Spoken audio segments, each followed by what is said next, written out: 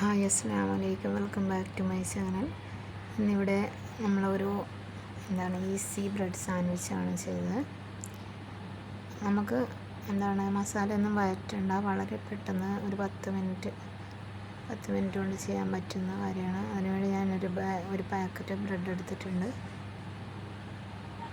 പിന്നെ ഒരു 2 സവാള ചോപ്പറിലിട്ട് ചോപ്പ് ചെയ്തെടുത്തു. അതിനുശേഷം ഇതിൽ നമുക്ക് തക്കാളിയും ചേർക്കാവുന്നതാണ്. തക്കാളി ഇല്ലാത്തതുകൊണ്ട് ഞാൻ തക്കാളി ചേർത്തില്ല. സവാള, പച്ചമുളക്, കാപ്സിക്കം, ചിക്കൻ ചേർത്തു. പിന്നെ മയണൈസ് ഉണ്ടാക്കിയിട്ട് അതിലോട്ട് ചേർത്ത് കൊടുത്തു. ഇതിപ്പോൾ ഫില്ലിങ്ങിലോട്ട് ചിക്കൻ ചേർത്ത് കൊടുക്കുന്നുണ്ട്. പിന്നെ കുറച്ചൊരു സോസും കൂടി ചേർത്ത് കൊടുത്തു.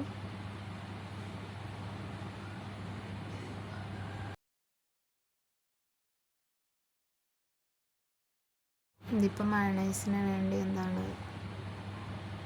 മുട്ട, വെളുത്തുള്ളി, വിനാഗിരിയൊക്കെ ചേർത്ത് അടിച്ചെടുത്തു.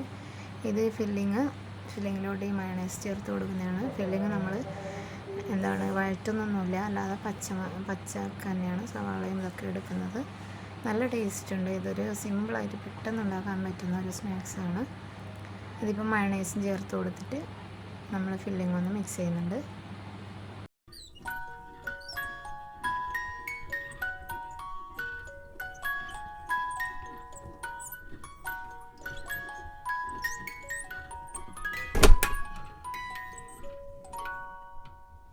ഇതിപ്പോൾ പാനിലോട്ട് ബ്രെഡൊന്ന് ചൂടാൻ വെച്ചിട്ടുണ്ട്.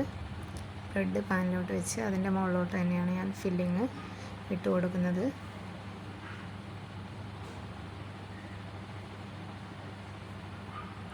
ഫില്ലിങ് നല്ലപോലെ എല്ലാ സൈഡിലും ആക്കി കൊടുത്തതിന് ശേഷം അപ്പുറത്തുള്ള ഭാഗത്ത് ഞാൻ സോസ് ആക്കി കൊടുക്കുന്നുണ്ട്.